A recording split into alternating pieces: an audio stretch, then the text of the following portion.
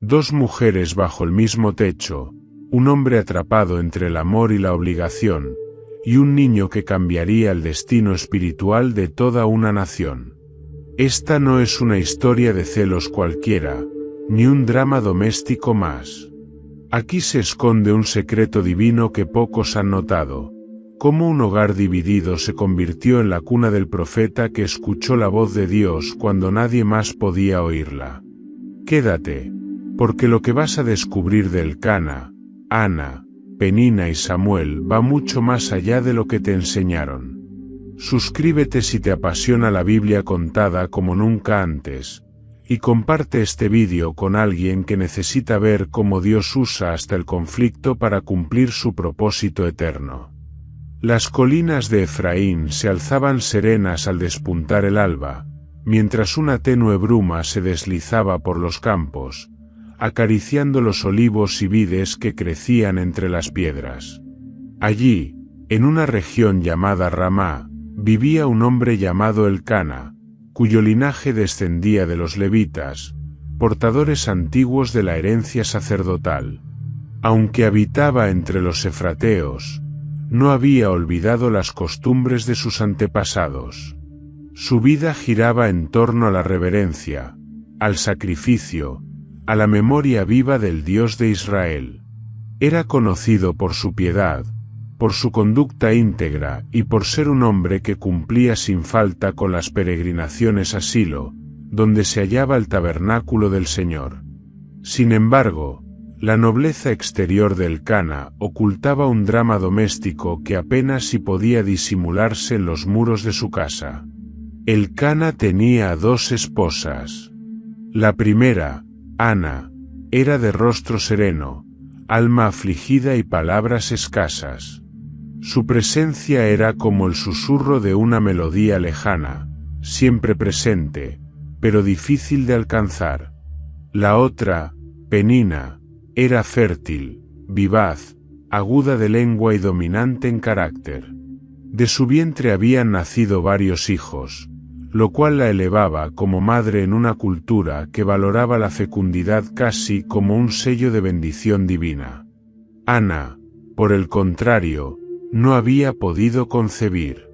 Sus brazos permanecían vacíos, y su corazón cargaba una pena que no menguaba con el paso de los años.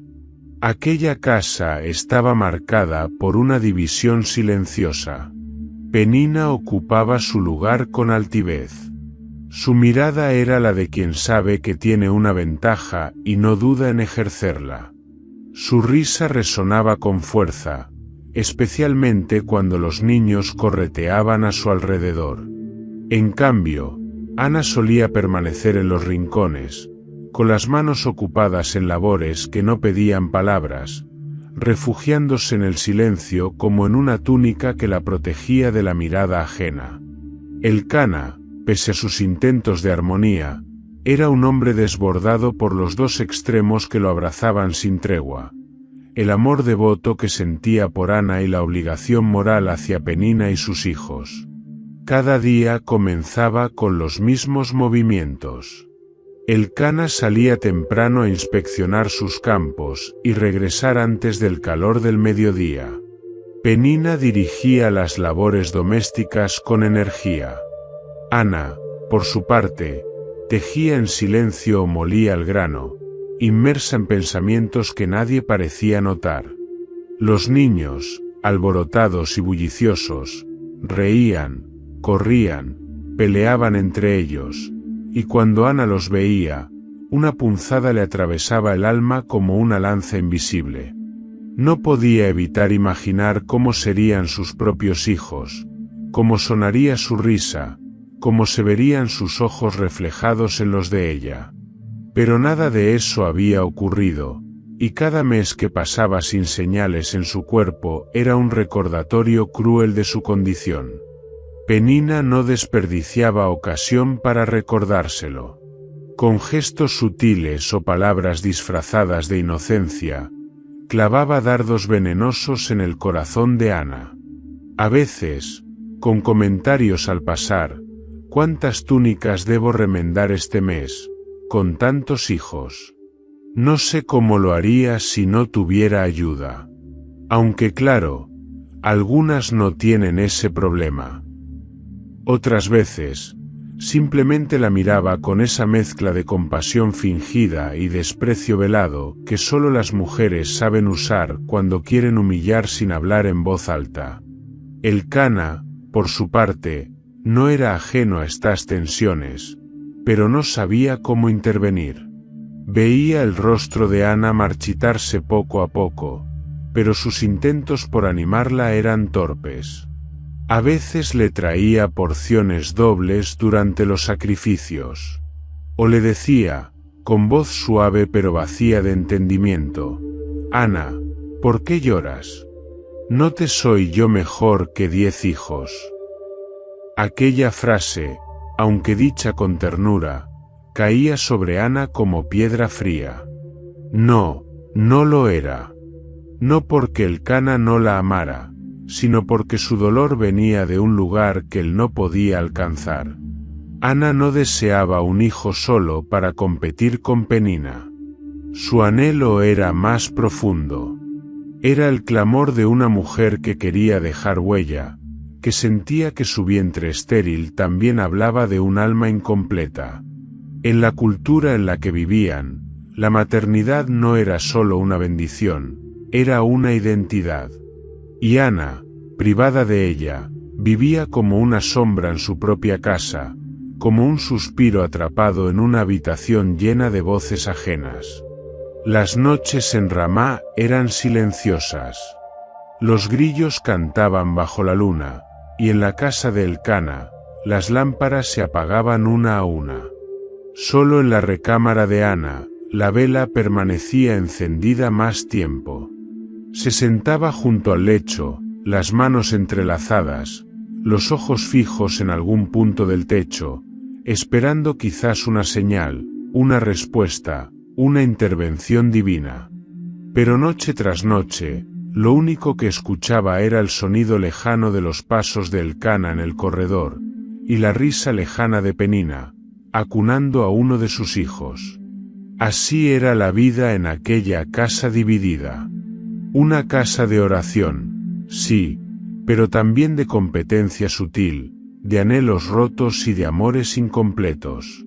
Y sin embargo, allí, en medio del conflicto silencioso y del sufrimiento callado, algo comenzaba a gestarse. No en el vientre de Ana, aún estéril, sino en su espíritu. Una fuerza invisible, una determinación nacida del dolor profundo, comenzaba a despertar.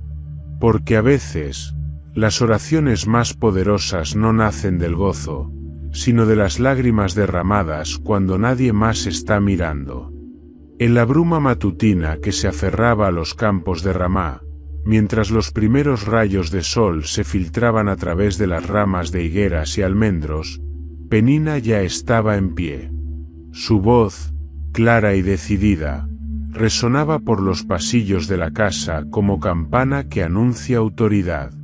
Sus hijos, pequeños y bulliciosos, se reunían alrededor de ella para recibir órdenes, alimentos y caricias breves que parecían más mecánicas que afectivas.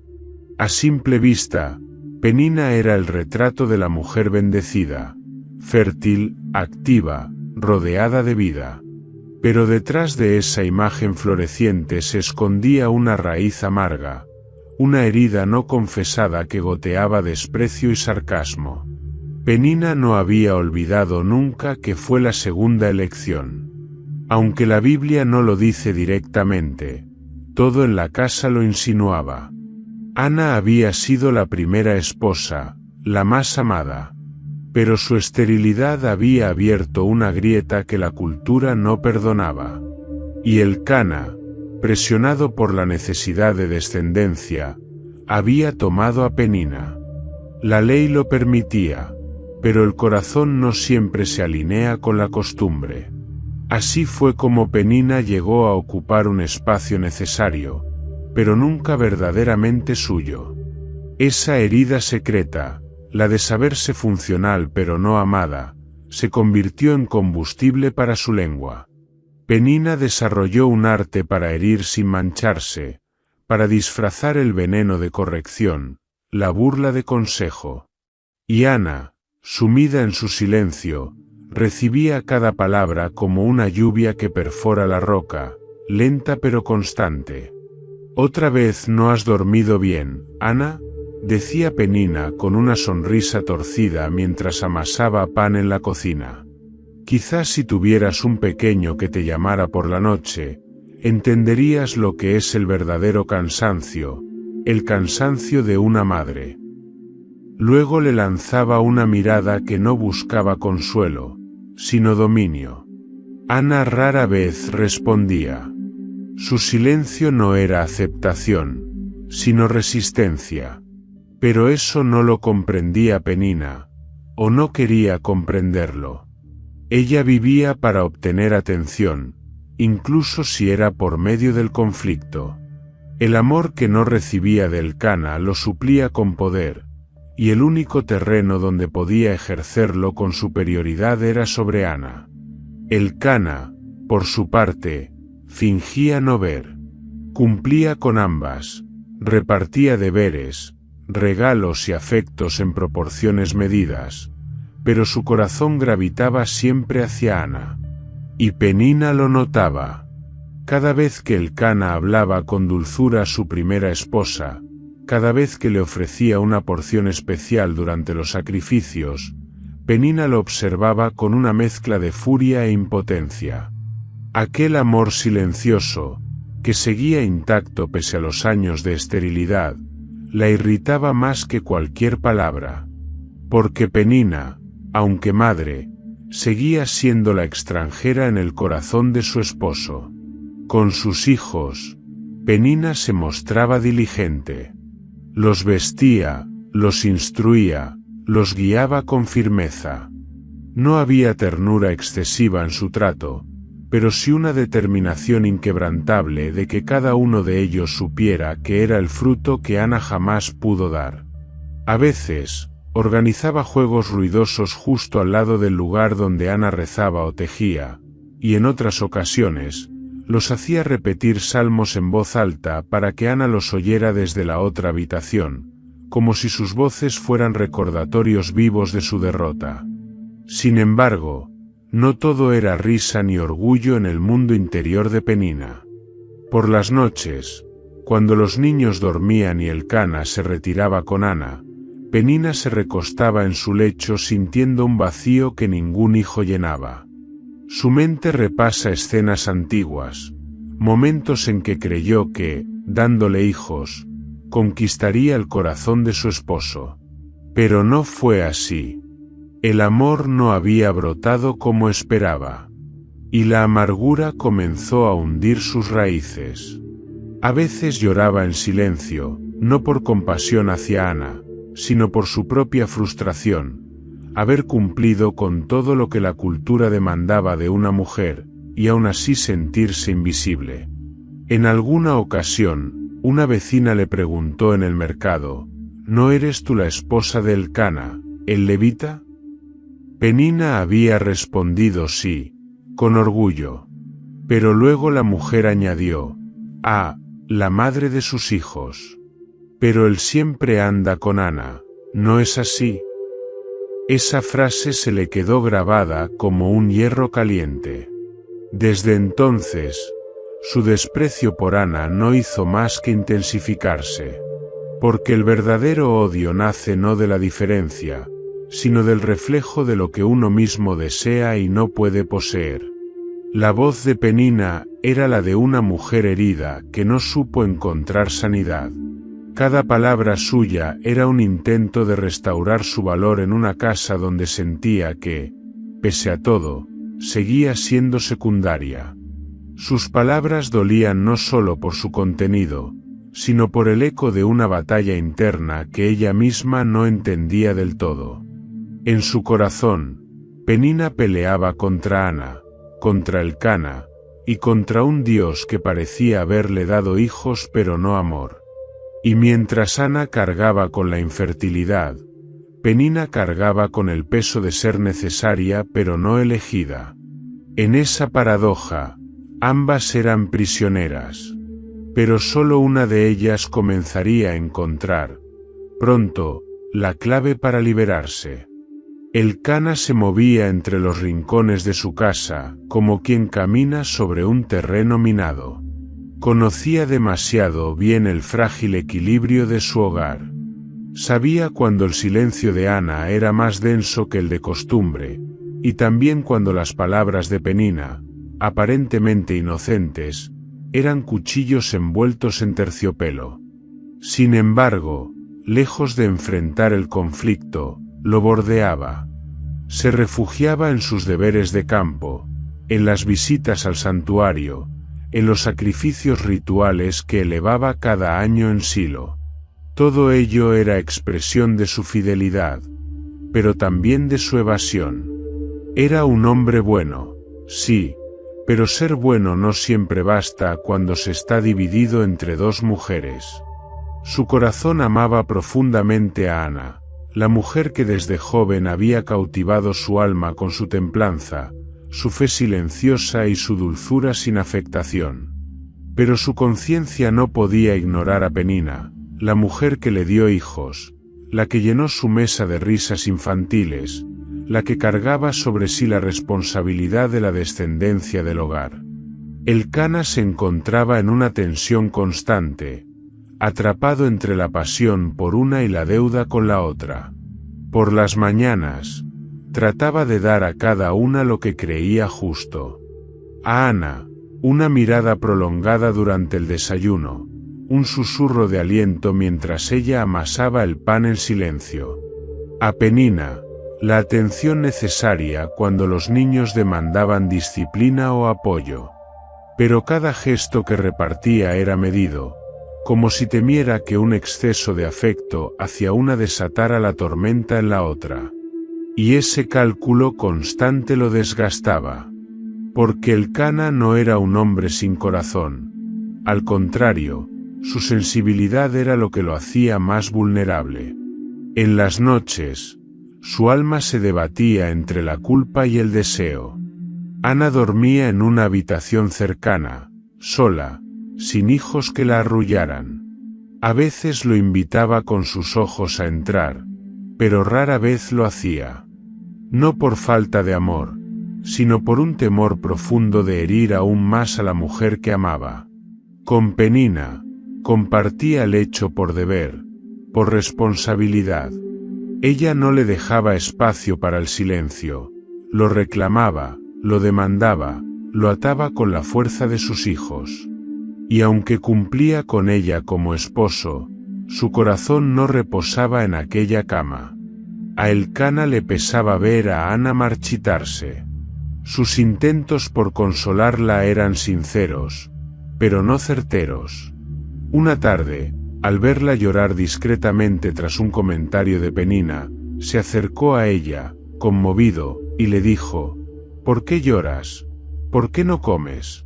¿Por qué está afligido tu corazón? ¿No te soy yo mejor que 10 hijos?»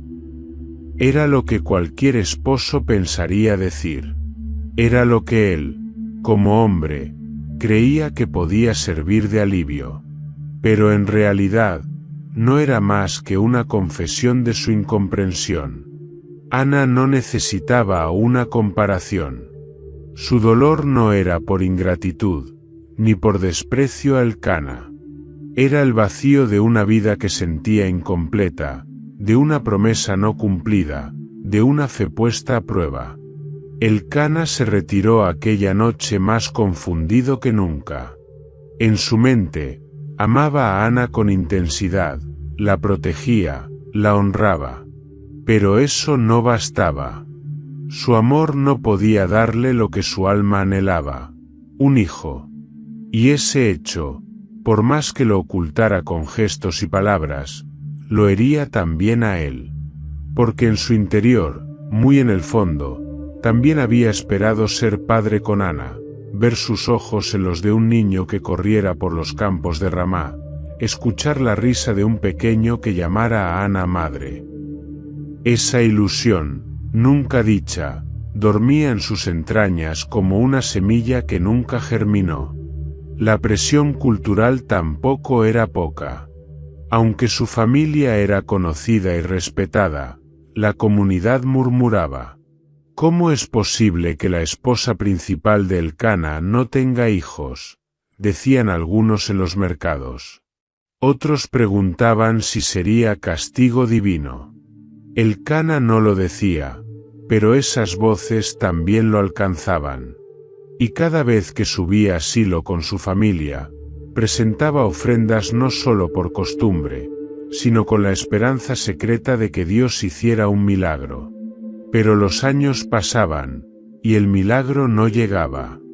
Era un hombre atrapado entre dos fuegos. Uno, el de la esposa que lo amaba en silencio, con una devoción que lo desarmaba. Otro, el de la esposa que lo reclamaba a gritos, con la furia de quien sabe que ha dado más de lo que ha recibido. Y en el centro de todo, su propia confusión, su incapacidad de resolver lo que el tiempo y el cielo parecían haber sellado. Sin embargo, en medio de esa encrucijada, Elcana seguía creyendo. Su corazón, aunque desgarrado, aún latía con fe. No entendía los caminos de Dios, pero no los rechazaba. Y sin saberlo, cada decisión suya, cada subida a Silo, cada palabra no dicha, estaba siendo tejida en un plan mayor. Porque Dios, que ve lo que el hombre no alcanza a comprender, ya había comenzado a mover hilos invisibles desde el cielo. Y Elcana, sin imaginarlo, caminaba hacia un destino que cambiaría no solo su casa, sino toda la historia de su pueblo. Los días sagrados se aproximaban, y con ellos, la tensión se elevaba como la marea antes de una tormenta. El calendario marcaba el tiempo de ascender a Silo, donde el tabernáculo del Señor se alzaba sobre el monte, custodiado por los sacerdotes descendientes de Elí. Era la época de las ofrendas anuales, de los sacrificios de paz, de la adoración pública. Para Elcana, era una obligación piadosa, pero también un acto de esperanza renovada. Año tras año, conducía a su familia por los caminos empedrados y polvorientos hacia el lugar donde la presencia de Dios habitaba entre querubines de oro y pieles sagradas. Silo representaba algo más que un deber. Era el único lugar donde las súplicas más profundas podían alzarse al cielo con la certeza de ser oídas. La caravana partía al amanecer. Elcana encabezaba el grupo, seguido por sus esposas, sus hijos, sus siervos y los animales destinados al sacrificio. Los caminos estaban marcados por el polvo y el murmullo de peregrinos que, desde todos los rincones de Israel, se dirigían al mismo punto con cánticos y oraciones. Pero en la familia de Elcana, el ambiente era otro. Mientras los niños de Penina reían al ver las aves del cielo y recogían piedras para jugar, Ana caminaba en silencio, envuelta en su manto, con el rostro semicubierto y los ojos clavados en el suelo. Su cuerpo se movía entre los demás, pero su alma se había adelantado ya hacia el tabernáculo. Durante las pausas del viaje, cuando todos se sentaban a descansar bajo la sombra de algún árbol, las diferencias volvían a aflorar. Penina repartía pan entre sus hijos con gesto orgulloso, elevando su voz para que todos escucharan cómo se las ingeniaba para alimentar tantas bocas. «Es una bendición tener tantos», decía con una sonrisa que no llegaba a sus ojos. Luego, en un murmullo que apenas superaba el tono de voz de una plegaria, añadía: «Claro, no todas saben lo que es tener ese privilegio». Ana, como siempre, no respondía. Solo apretaba las manos sobre su regazo, conteniendo una lágrima más que no debía caer frente a todos. Elcana lo notaba, pero se limitaba a apartar la mirada, concentrándose en afilar su cuchillo ceremonial o en ajustar las cuerdas de los bueyes. Quizás creía que lo mejor era dejar pasar el momento, no escalar el conflicto. O quizás temía que, al intervenir, no sanaría la herida sino que la haría más profunda. Así avanzaba la procesión, con las ruedas de los carros crujiendo, los animales resoplando y las emociones humanas caminando en paralelo a los pasos físicos, cada una con su propio peso, cada una con su propio destino. Al llegar a Silo, las tiendas se instalaron en el exterior del tabernáculo. Se oían cantos, salmos, instrumentos.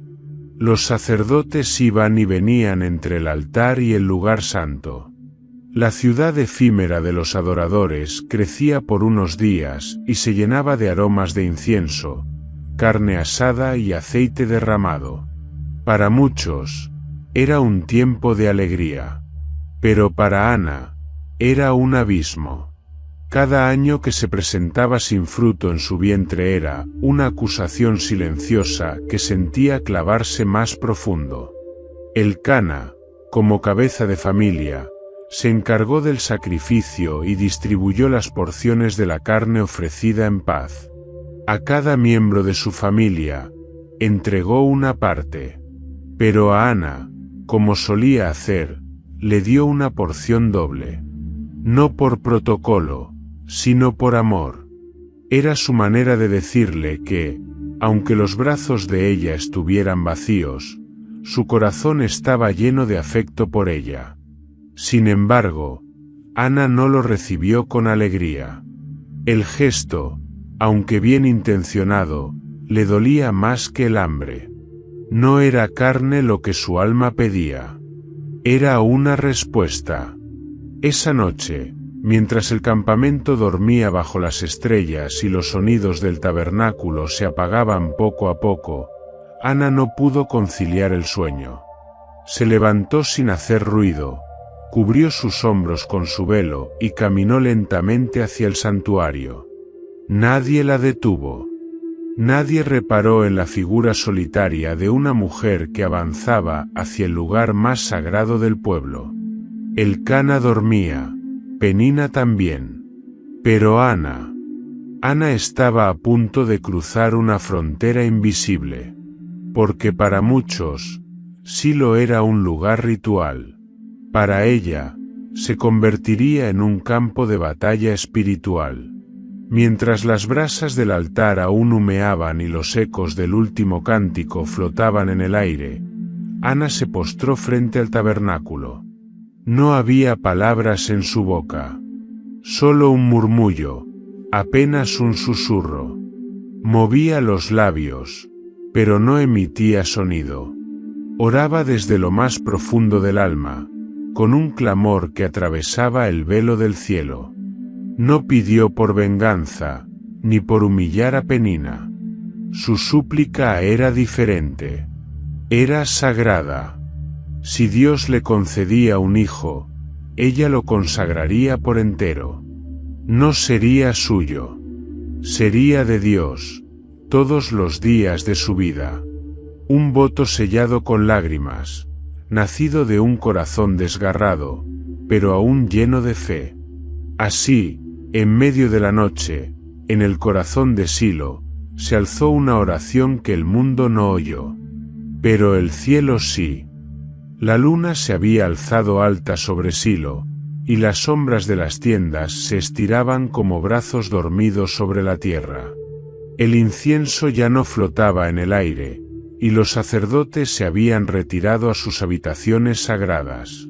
Solo el silencio dominaba los atrios del tabernáculo, interrumpido de vez en cuando por el crujido de la madera o el susurro de la brisa entre las lonas del santuario. En medio de esa quietud, una figura solitaria se acercaba al umbral del lugar donde la presencia de Dios moraba. Ana. Su andar era lento, casi reverente, como si cada paso fuese un acto de osadía, una transgresión no de la ley, sino del dolor que hasta entonces había ocultado.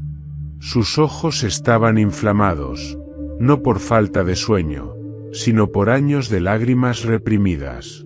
Su cuerpo temblaba no de frío, sino por la intensidad del momento que se gestaba en su interior. Al llegar al umbral del tabernáculo, cayó de rodillas como si la gravedad de su dolor no le permitiese seguir en pie. No alzó la voz. No gritó. No interrumpió el silencio con estridencias. Oró desde lo más hondo de su alma, y sus labios se movían sin emitir sonido alguno. En ese susurro invisible, Ana abrió su corazón como jamás lo había hecho ante nadie. No hubo fórmulas rituales, no recitó salmos aprendidos, no pidió riquezas ni venganza. Su clamor fue directo, desnudo, sin adornos. Si el Dios de los ejércitos, el mismo que abrió el mar y derrotó gigantes, miraba la aflicción de su sierva y le concedía un hijo, ella no lo retendría para sí. Lo entregaría. Desde su nacimiento hasta su muerte, pertenecería al Señor. No sería solo un hijo para llenar su vacío, sería una ofrenda viviente, una declaración de fe, una llama encendida por la gracia. La intensidad de su oración era tal que parecía hablar con el cielo cara a cara. Sus hombros temblaban con cada exhalación, sus dedos se aferraban a la tierra como si en ella estuviera anclada su esperanza. Y sin embargo, desde fuera, su cuerpo solo se mecían suavemente, y sus labios se movían sin sonido. Fue en ese momento cuando el anciano Elí, sumo sacerdote de Israel, la observó desde la puerta del tabernáculo. Su vista ya no era aguda, y su discernimiento, como el de muchos en su generación, se había erosionado con los años. Al ver a Ana orar de aquella manera extraña, sin palabras audibles, pensó lo peor. Se acercó con paso lento, pero firme, y con voz severa le dijo: ¿Hasta cuándo estarás ebria?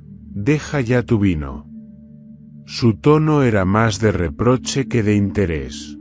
En sus años de servicio, había visto tantas formas de irreverencia, tantos pecados escondidos bajo la túnica de la religiosidad, que su juicio se había vuelto mecánico. No vio a una mujer quebrantada. Vio a una infractora. Ana alzó el rostro, y sus ojos, rojos de llanto, se encontraron con los de Elí. Pero no hubo temor ni vergüenza en su respuesta. Solo una dignidad serena y dolorida. No, señor mío, dijo, no he bebido vino ni sidra, sino que he derramado mi alma delante del Señor. No tengas a tu sierva por una mujer impía, porque por la magnitud de mi congoja y de mi aflicción he hablado hasta ahora. Elí se detuvo. Por un instante, pareció que algo en su interior, algo que había estado dormido durante años, se estremecía. Aquella mujer no era como las demás. No hablaba como las demás. No buscaba honor ni aplausos. Solo deseaba ser oída por Dios. Entonces, con un gesto más pausado, y una voz que ahora contenía respeto, le respondió: «Ve en paz, y el Dios de Israel te conceda lo que le has pedido». Ana no se aferró a la promesa de Elí como quien recibe una profecía sellada. Pero aquellas palabras, pronunciadas por el sacerdote del tabernáculo, fueron como una chispa que encendió la brasa que llevaba dentro. No hubo más lágrimas esa noche. No porque su situación hubiese cambiado de inmediato, sino porque su espíritu, por primera vez en años, encontró descanso. Ana se levantó. Caminó de regreso hacia la tienda sin mirar atrás. Y cuando se acostó junto a Elcana, no lo hizo con el mismo peso que la había acompañado durante años. Algo había sido depositado a los pies del Eterno, y ya no le pertenecía. A la mañana siguiente, el campamento volvió a despertar con los cantos y el bullicio del día de sacrificios. Nadie notó el cambio.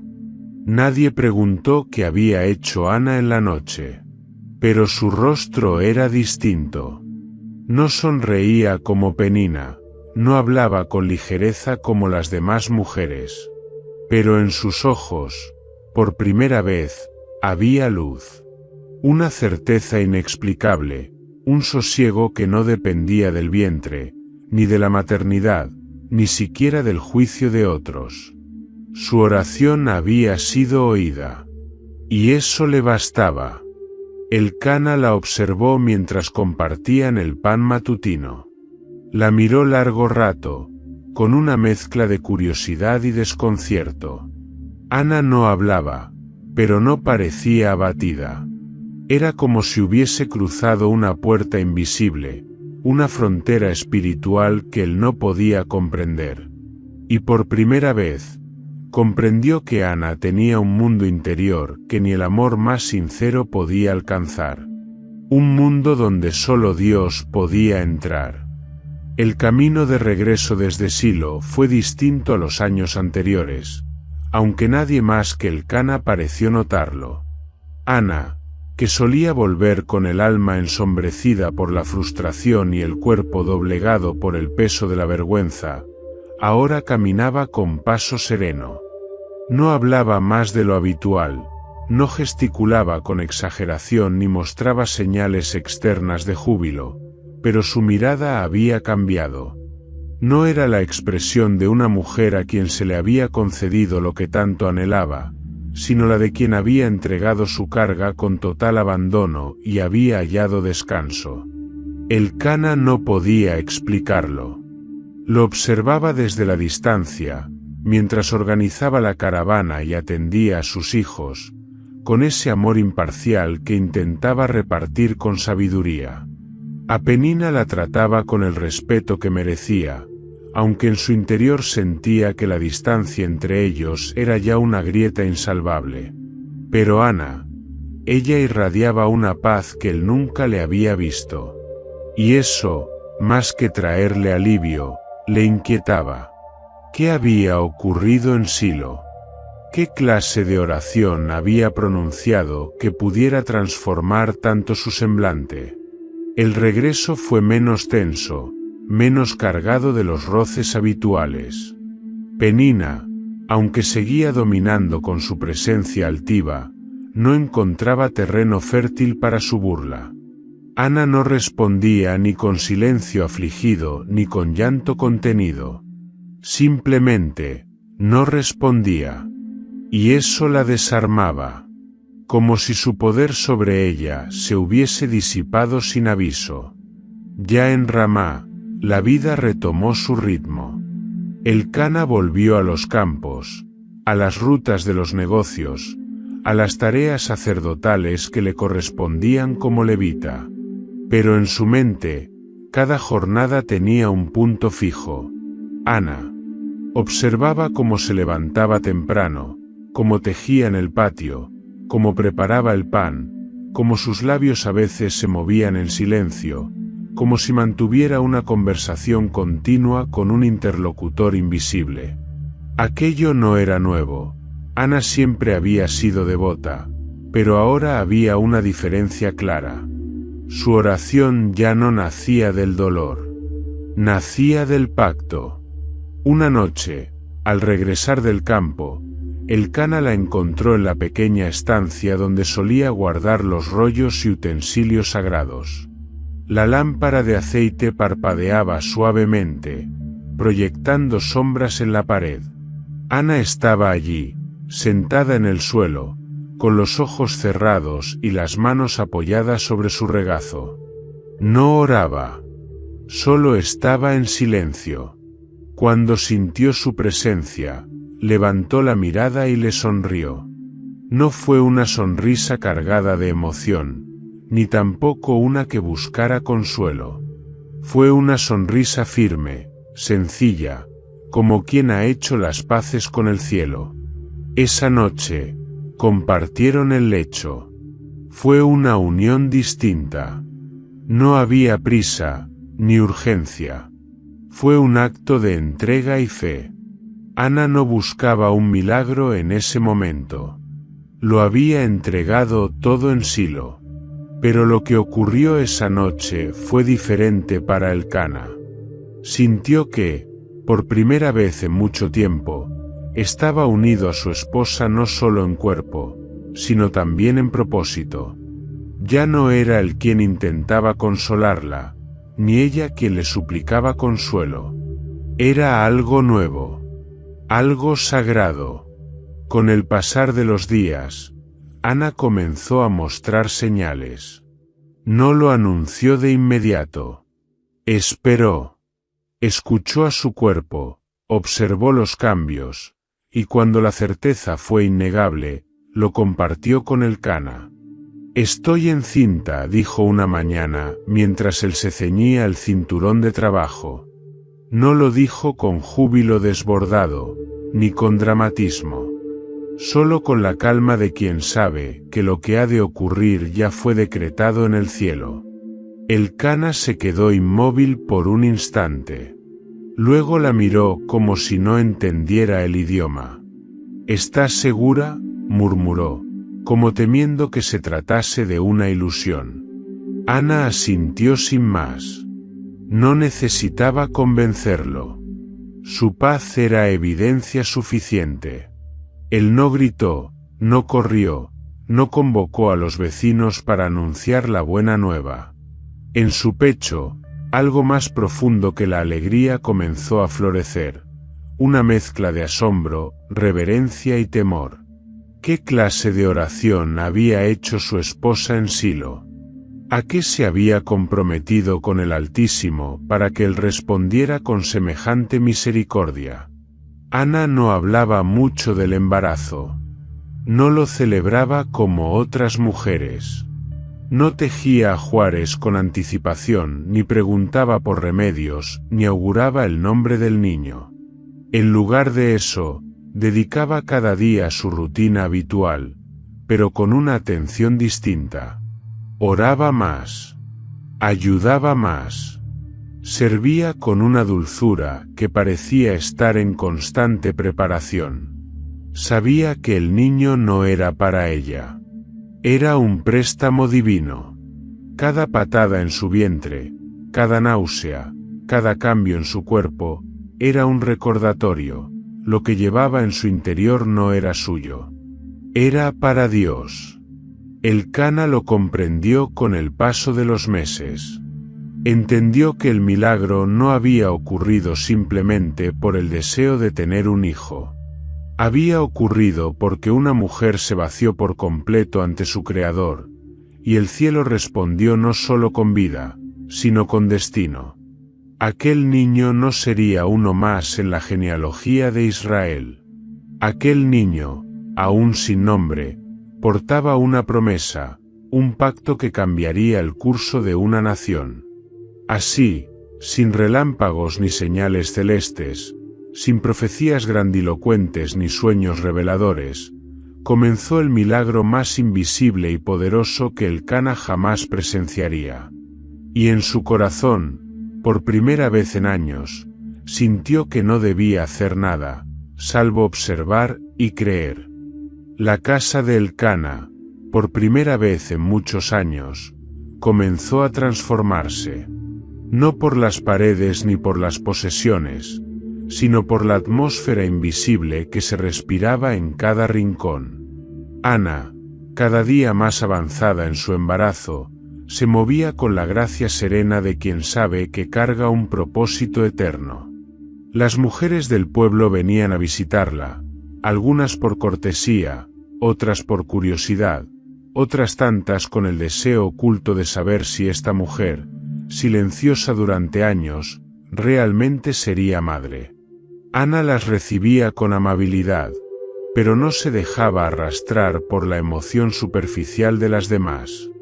Ella no soñaba con el niño como un trofeo que probara su valor. Lo soñaba como un altar. Cuando llegaron los días del parto, Ana no mostró temor.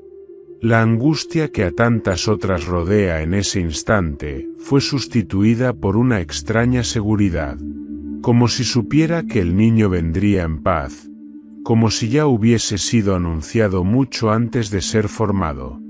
Y así fue.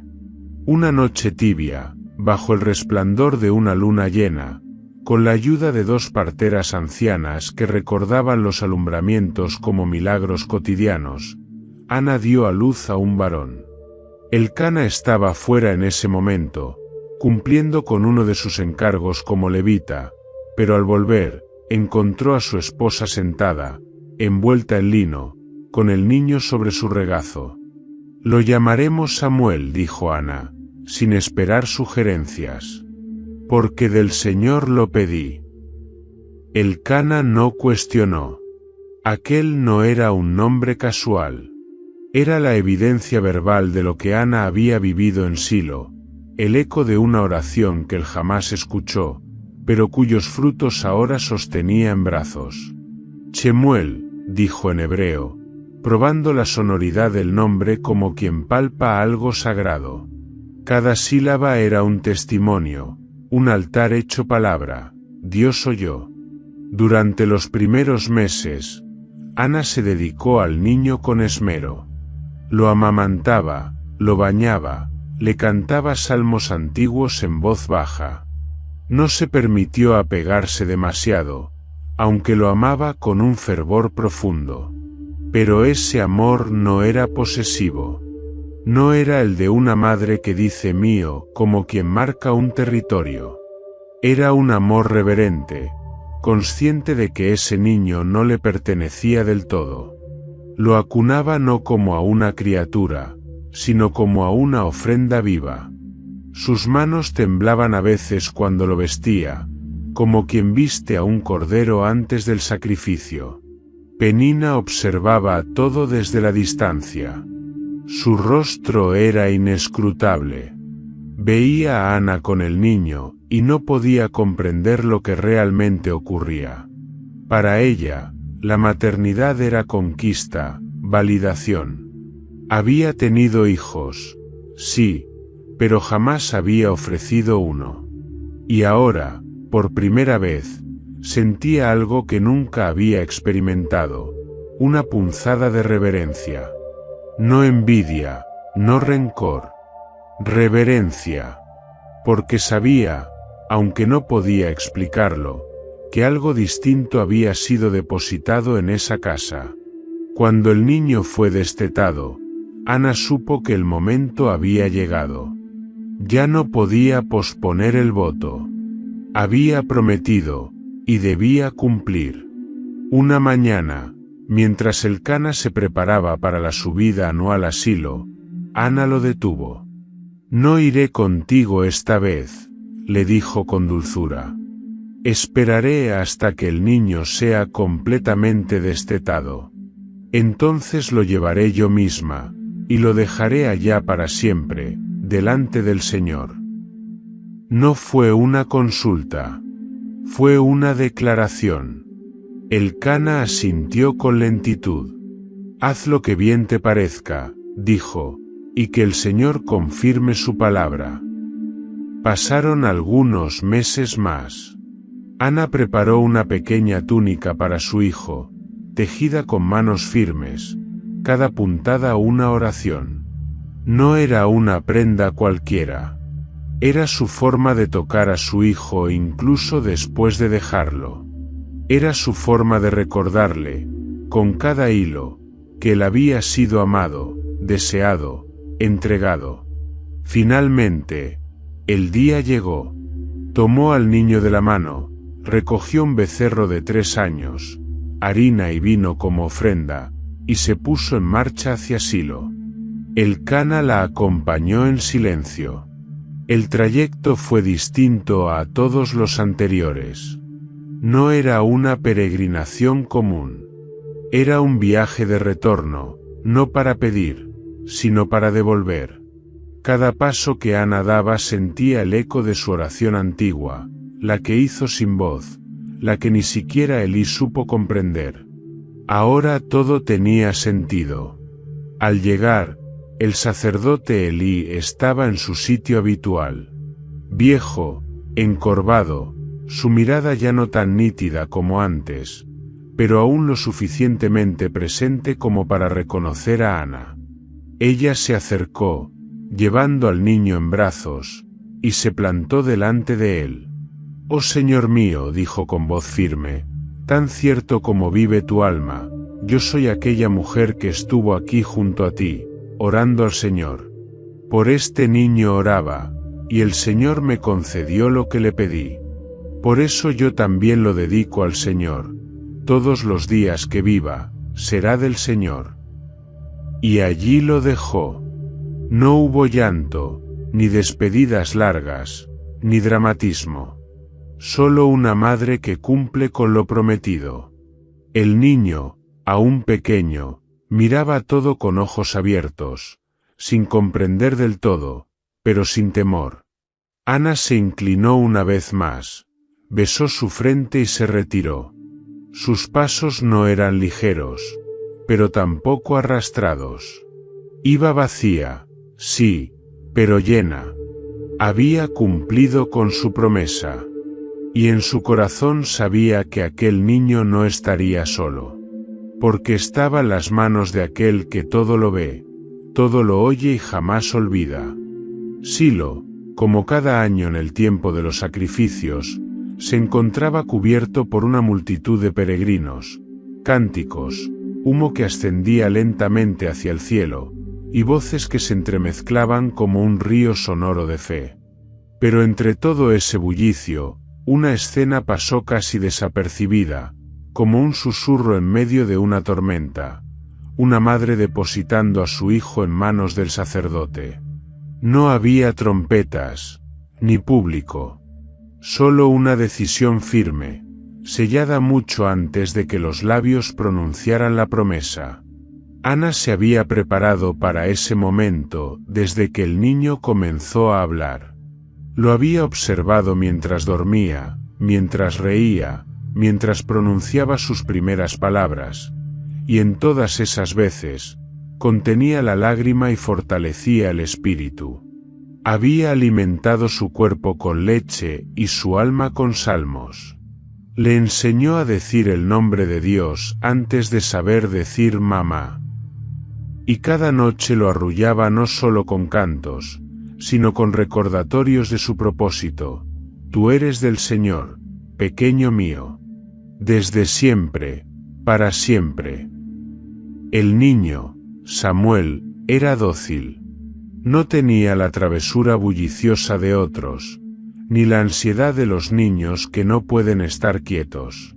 Tenía algo en su mirada que desconcertaba a quienes lo conocían, una quietud interior, una especie de sabiduría silenciosa que parecía demasiado madura para su edad. Cuando su madre le explicó que irían al tabernáculo y que allí él se quedaría para servir a Dios, el niño no lloró. Asintió con la calma de quien acepta lo que ha sido escrito mucho antes de su nacimiento. Ana llegó a Silo llevando al pequeño de la mano, acompañada por Elcana. Traían consigo no solo al niño, sino una ofrenda completa, un becerro de 3 años, una señal de totalidad, de entrega sin reservas, una medida de harina y un odre de vino. Todo simbolizaba que nada quedaba retenido, que todo lo que se ofrecía era sin condiciones. Cuando llegaron al atrio del tabernáculo, Elí los recibió. Ya anciano, sus pasos eran lentos y su mirada más cansada que antes, pero aún llevaba la túnica sacerdotal con dignidad. Ana se acercó a él sin temblor en la voz. Yo soy aquella mujer que estuvo aquí, junto a usted, orando. Por este niño oré, y el Señor me lo concedió. Por eso ahora, yo lo dedico al Señor todos los días que viva, será del Señor. Elí miró al niño, que lo observaba sin miedo.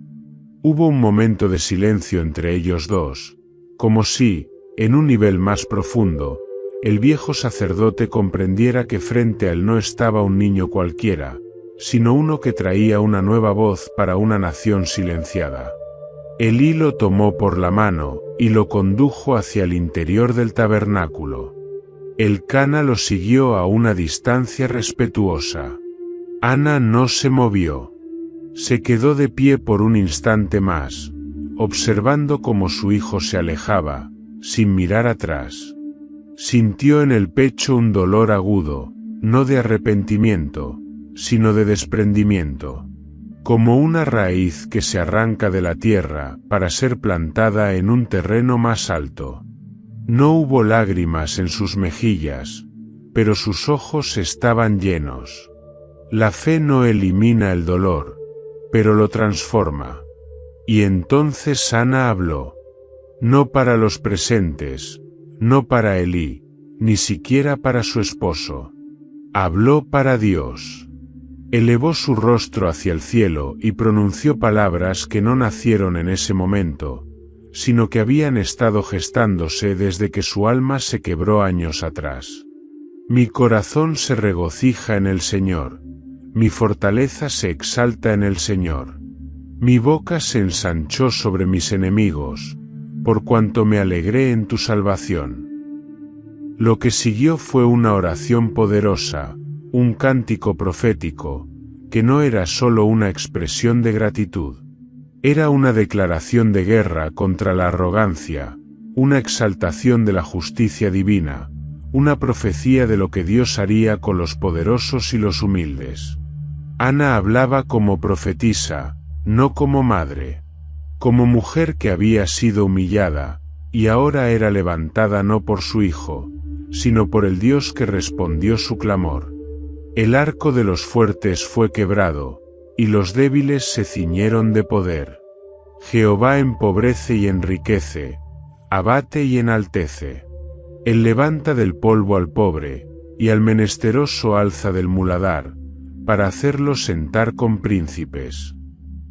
Cada palabra era una herida cerrada, una burla sanada, una promesa cumplida. El pueblo entero no la escuchó, pero el cielo sí. Y en esa oración quedó escrito el principio de una nueva era en Israel. Porque aunque Ana se marchaba sola, dejaba en el tabernáculo la semilla de un profeta. Un niño que no solo serviría en el templo, sino que oiría la voz de Dios en tiempos de silencio. Cuando la oración terminó, Ana bajó los brazos, respiró profundamente, y sin mirar hacia atrás, comenzó el camino de regreso. No fue un paso derrotado. Fue el paso de quien sabe que ha hecho lo correcto, aunque el alma duela. Samuel, aún niño, dormía esa noche en un rincón del tabernáculo, sin saber que su nombre resonaría siglos después, como el eco de una promesa entre una madre, un altar y un Dios que nunca olvida. En Ramá, la vida continuaba su curso. Elcana, tras cumplir el voto familiar, retornó a su casa sin su primogénito. Ana volvió a ocupar su lugar habitual en la vivienda, pero algo en ella era diferente. No caminaba con tristeza ni vestía luto, aunque toda madre, al entregar a un hijo, podría considerarse huérfana de alguna parte de sí. Ana había dejado en Silo no solo a Samuel, sino también el peso de la humillación, la tristeza acumulada por años y la necesidad de validación. Regresó vacía de todo lo que antes la atormentaba y llena de algo que ni los años ni las palabras podían quitarle: cumplimiento. Pero había una presencia que no había cambiado, una figura que observaba todo desde las sombras cotidianas del hogar: Penina. Los días posteriores a la entrega del niño fueron silenciosos, pero en ese silencio, Penina comenzó a sentirse incómoda. Durante años, había sostenido su superioridad sobre Ana gracias a su capacidad de dar hijos, de llenar la casa con voces, de moverse con la autoridad que da la maternidad en una cultura que la valora como un sello divino. Sin embargo, desde la partida de Samuel, ese poder se desdibujó lentamente. Porque aunque Ana ya no tenía al niño con ella, había ganado algo que Penina jamás había imaginado: honra. Los criados hablaban en voz baja sobre lo ocurrido en Silo. Algunos habían acompañado a la familia, otros lo sabían por boca de vecinos. Dicen que lo entregó al Señor, murmuraban. Que fue su oración la que abrió su vientre, y luego su obediencia la que lo llevó al tabernáculo. Lo que antes era motivo de burla se había transformado en respeto. Ana, la estéril, se convirtió en la mujer de fe. Ana, la callada, en la madre del niño consagrado. Y Penina, que aún tenía a sus hijos consigo, descubría que los ojos ya no la miraban como antes. No era celos lo que comenzaba a corroerla. Era algo más profundo, más amargo, la sensación de haber ganado una batalla inútil. Porque durante años había medido su valor en función de la maternidad, pero no había dejado legado alguno. Sus hijos crecían, sí, pero no tenían promesa. Ella los había tenido, los había criado, los había cuidado, pero no los había dedicado. Su vientre había sido fecundo, pero su espíritu no se había postrado nunca con esa entrega que transformó a Ana. En la intimidad de su habitación, Penina comenzó a recordar. Pensó en los primeros días, cuando Elcana la tomó como segunda esposa. Recordó cómo cada embarazo suyo parecía una victoria frente al silencio de Ana. Como cada palabra dicha con sutileza, cada gesto, cada mirada, había sido una forma de escalar posiciones dentro del hogar. Pero ahora, esas mismas escenas le resultaban huecas. Porque el tiempo, que todo lo revela, estaba empezando a demostrar que la historia no la escribe quien da a luz, sino quien se entrega. Una tarde, mientras veía a uno de sus hijos corretear en el patio, Penina sintió por primera vez una punzada que no supo nombrar. Era una especie de vacío. No de maternidad, sino de propósito. ¿Qué sería de esos niños dentro de unos años? ¿Qué recuerdo dejaría ella? ¿Qué historia contarían sus hijos sobre su madre? ¿Dirían que fue fuerte? ¿Astuta? ¿Resentida? Esa noche, mientras Elcana hablaba con Ana sobre los preparativos para la próxima subida a Silo, pues ella ya tejía otra túnica para Samuel, ahora más crecido, Penina los observaba desde la distancia. Y no pudo evitar pensar, ¿cómo es posible que Ana, la mujer que no tuvo nada durante años, ahora lo tenga todo? Elcana ya no la miraba como antes. No era que la despreciara, pero se había producido un cambio. Su atención, su respeto, su admiración, estaban ahora volcados en Ana. No porque le hubiera dado un hijo, sino porque había hecho algo que él mismo no habría podido: entregarlo. Penina, que durante tanto tiempo había sido la madre visible, la mujer fértil, la voz fuerte en la casa, empezaba a desvanecerse. Ya no por castigo divino, ni por juicio social, sino porque en el corazón de la historia que Dios estaba escribiendo, su papel había sido cumplido, y quedaba fuera del escenario principal. Las semillas que Ana había sembrado con lágrimas estaban germinando en Silo, bajo la tutela de un anciano sacerdote que aún no sabía que su reemplazo dormía bajo su techo. Mientras tanto, Penina permanecía en Ramá, rodeada de hijos que no entendían por qué su madre ya no hablaba con tanta seguridad, porque su risa era menos sonora, porque en las noches comenzaba a mirar al cielo como si buscara algo que nunca había pedido. Porque el tiempo, tarde o temprano, hace justicia. Y en esa justicia, no es quien da más, sino quien da todo.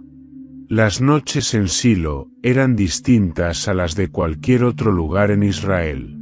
Bajo el cielo estrellado, el tabernáculo descansaba en una colina, rodeado de silencio y de historia.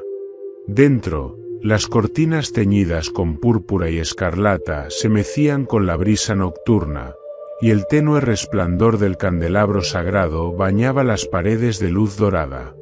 Allí, Entre los utensilios del servicio divino, entre los salmos murmurados por sacerdotes de edad avanzada y los pasos cansados del anciano Elí, vivía un niño que apenas superaba la altura del altar. Su nombre era Samuel. No era como los otros niños. Desde que llegó, no lloró por su madre ni reclamó volver a casa. Obedecía con atención, servía con alegría, y escuchaba con una quietud poco común para su edad. Cada mañana, ayudaba en los quehaceres del santuario, barría los atrios, ordenaba los utensilios menores, y encendía la lámpara bajo la supervisión de los levitas. Pero más allá de su comportamiento diligente, había en él una disposición interior que comenzaba a llamar la atención. Era como si supiera que no estaba allí por azar, como si el alma del niño llevara inscrita una misión. Elí, al principio, lo trató como a cualquier aprendiz. Estaba acostumbrado a ver pasar jóvenes que eran dejados allí por sus padres, algunos por promesa, otros por tradición. Pero con el tiempo, el viejo sacerdote comenzó a observar algo en Samuel que lo desconcertaba. Su serenidad, su forma de mirar, la manera en que preguntaba sobre los ritos, no por curiosidad sino por hambre de entendimiento. A veces, cuando Samuel lo asistía en los sacrificios, Elí sentía que el niño comprendía lo que ocurría con más claridad que sus propios hijos, quienes, aunque adultos y de linaje sacerdotal, se habían desviado del camino. Porque mientras Samuel crecía en obediencia, los hijos de Elí, Jofní y Faíns, se hundían en corrupción. Robaban de las ofrendas, despreciaban los sacrificios, y abusaban de su posición para enriquecerse. El pueblo comenzaba a murmurar. El respeto por el sacerdocio se debilitaba, y la presencia de Dios parecía distante. La palabra del Señor escaseaba en aquellos días. Las visiones eran raras. El corazón de Israel languidecía espiritualmente, y nadie parecía darse cuenta, excepto el cielo. Fue en ese contexto que Samuel comenzó a destacar. Su presencia menuda, sus pasos sigilosos por los pasillos del tabernáculo, su disposición humilde, todo ello contrastaba con la decadencia que lo rodeaba. Elí, cada vez más débil, lo miraba con una mezcla de esperanza y melancolía. Era como si supiera que sus días estaban contados y que aquel niño, que una madre había entregado por fe, era la respuesta que él mismo no había sabido buscar. Una noche, mientras todos dormían, ocurrió algo que cambiaría el curso de la historia. Samuel estaba acostado en su lecho, dentro del recinto del tabernáculo, cerca del arca del pacto. La lámpara de Dios aún no se había apagado. Y entonces, una voz lo llamó por su nombre, Samuel. El niño se incorporó y corrió hacia Elí, pensando que era él quien lo llamaba. Aquí estoy, porque me llamaste, dijo. Pero Elí, entre dormido y desconcertado, le respondió, yo no te he llamado, vuelve a acostarte. Esto se repitió 3 veces. Cada vez, la voz llamaba, y cada vez, Samuel se levantaba con la misma disposición. Aquí estoy. Finalmente, Elí comprendió. Aunque su discernimiento estaba apagado, algo se encendió en su interior. Si te llama otra vez, le dijo con voz grave, responde así, habla, Señor, que tu siervo escucha. La 4ª vez, la voz volvió. Y esta vez, Samuel no corrió. Se quedó en su sitio, con el corazón latiendo fuerte, con los ojos abiertos hacia la oscuridad sagrada que lo rodeaba. Samuel, Samuel, repitió la voz. Y el niño respondió tal como le habían enseñado. Habla, Señor, que tu siervo escucha. Aquella noche, Por primera vez en años, la voz de Dios volvió a resonar en Israel. Pero no fue a través de un anciano sacerdote, ni de un líder militar, ni de un rey. Fue en los oídos de un niño. Dios le reveló a Samuel el juicio que vendría sobre la casa de Elí. Le mostró que los días del sacerdocio corrompido estaban contados, y que su justicia, aunque paciente, no era ciega.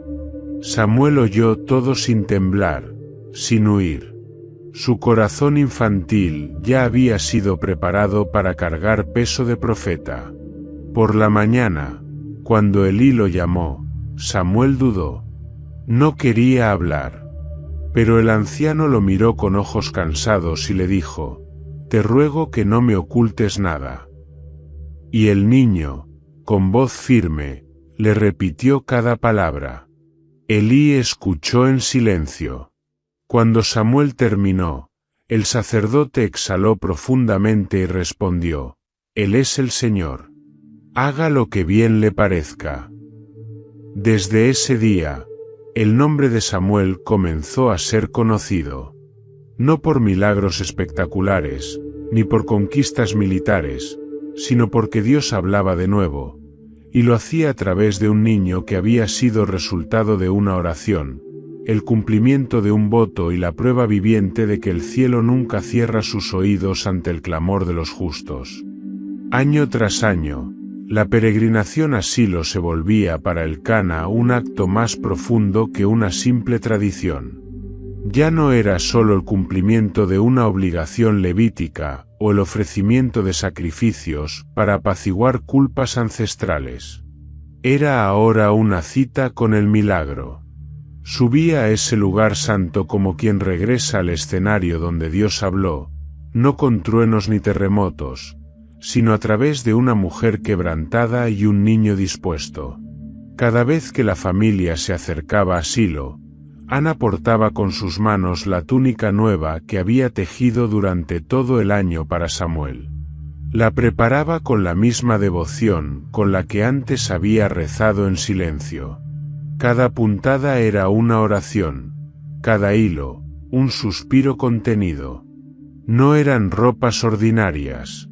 Eran vestiduras proféticas. Al llegar, buscaban al niño, y lo encontraban más alto, más firme en sus palabras, con los ojos más intensos, como si la luz del candelabro del tabernáculo se hubiese reflejado ya en su alma.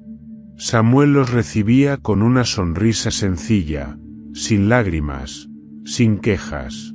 Sabía quién era. No como lo sabe quien recuerda, sino como lo sabe quien ha sido marcado.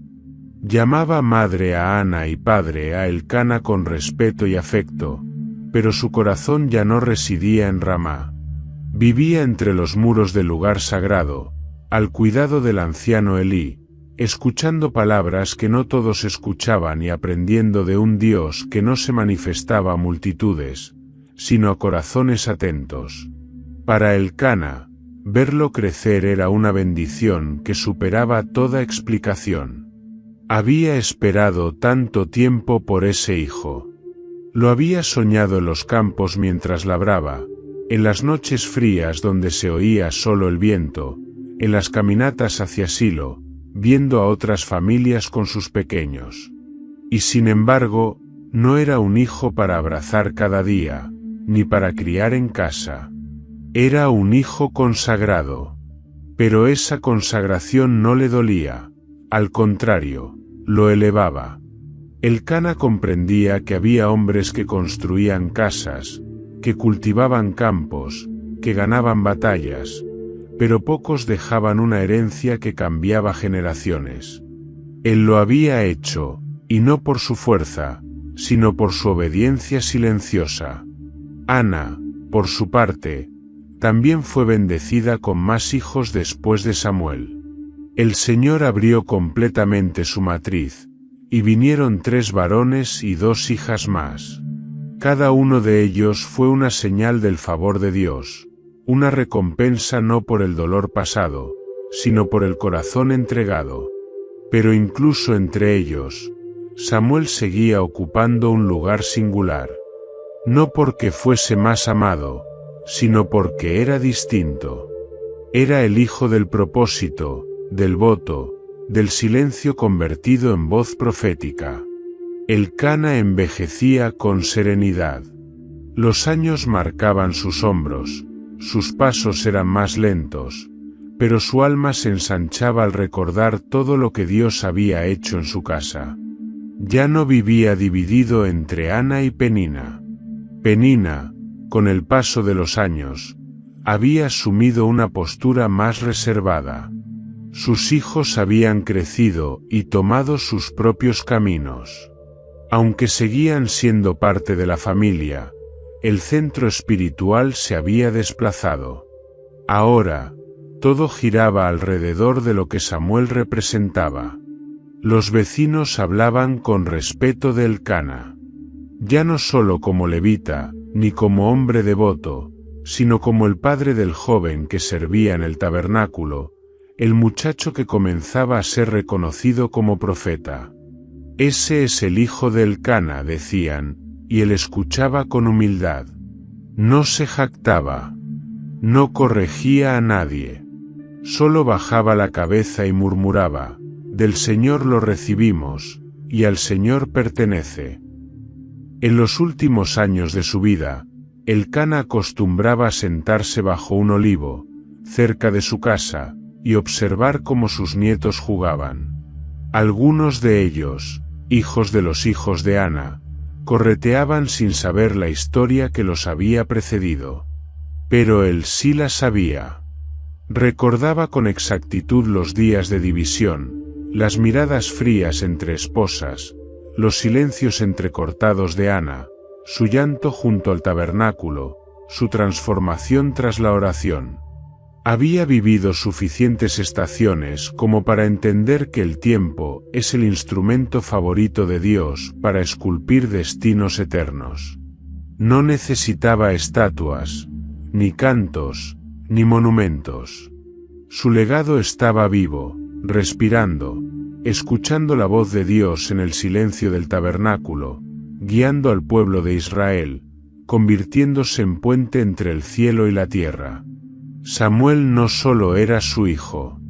Era el testimonio de que los hogares divididos pueden ser sanados, de que la fe silenciosa puede engendrar gigantes, de que los hombres sencillos, como él, pueden ser parte de un plan que trasciende la carne y alcanza la gloria. Y así, mientras las estaciones pasaban y los sacrificios continuaban, Elcana envejecía con el corazón en paz, porque entendía que su nombre, aunque simple, ya estaba inscrito para siempre en la historia del pueblo de Dios. No por lo que construyó, sino por a quien supo entregar. El tiempo pasó como el viento entre los olivos, sin hacer ruido, pero dejando huellas en las ramas y en la memoria. Los rostros que alguna vez llenaron la casa de Elcana comenzaron a envejecer, a desvanecerse de las plazas, a ser recordados más por las historias que por la presencia. Ana, con los cabellos ya entretejidos de hilos plateados, tejía menos y oraba más. Sus manos, que antaño preparaban la túnica de Samuel, ahora recorrían los bordes del manto como quien repasa las huellas de lo eterno. Sus hijos, los que Dios le dio después, se convirtieron en jóvenes fuertes, y sus hijas, en mujeres prudentes. Pero en cada conversación, en cada oración familiar, el nombre de Samuel era pronunciado con una mezcla de reverencia y nostalgia. Desde Silo llegaban noticias. El niño que Ana había dejado junto al altar no solo había crecido en estatura, sino en favor delante de Dios y de los hombres. Su nombre ya no era susurrado solo entre los sacerdotes, sino en todo Israel. Lo buscaban ancianos y jóvenes, campesinos y jueces, porque su palabra tenía el peso de la verdad, y su rostro el brillo de la intimidad divina. En un tiempo donde no había rey y cada uno hacía lo que bien le parecía, Samuel se alzaba como la voz que volvía a unir al pueblo con su Dios.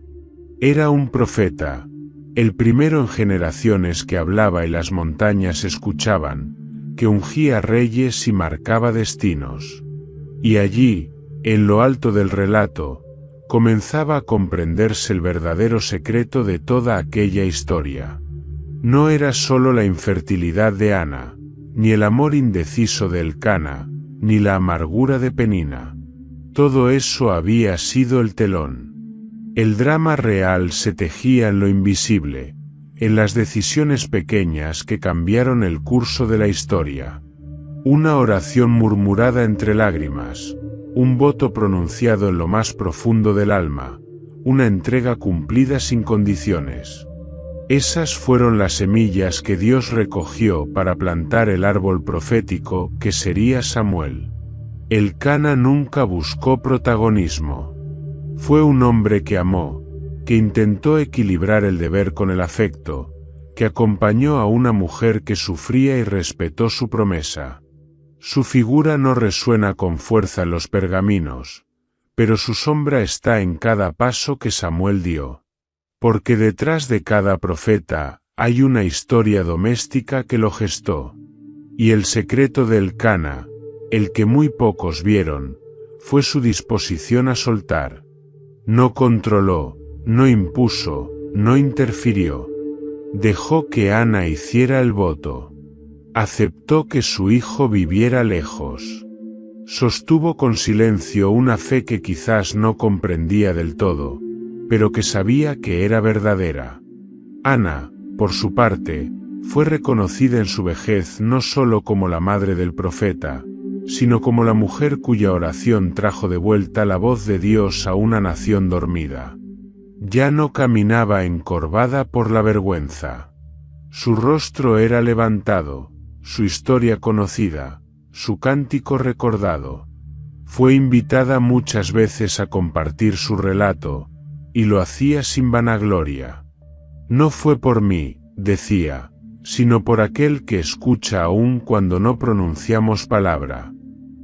Samuel, mientras tanto, se convirtió en juez de Israel.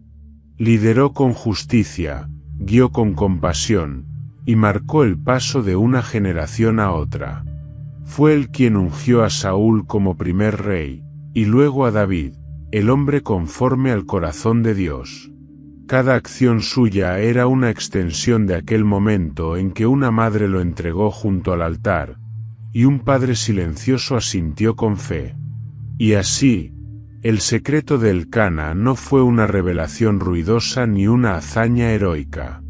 Fue su capacidad de permanecer en el trasfondo, sosteniendo el escenario donde Dios actuaba.